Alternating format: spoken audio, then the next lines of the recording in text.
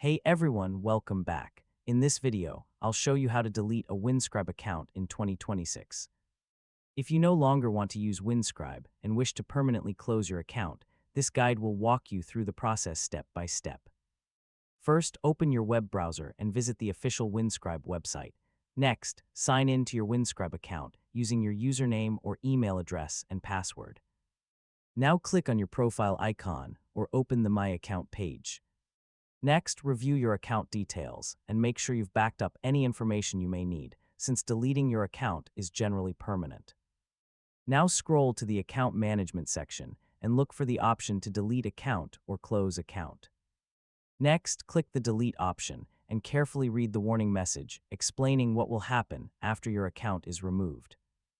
Now confirm your identity by entering your password or completing any required verification step. Next, click the Confirm Delete button to submit your account deletion request. Now wait for the confirmation message or email indicating that your account has been successfully deleted.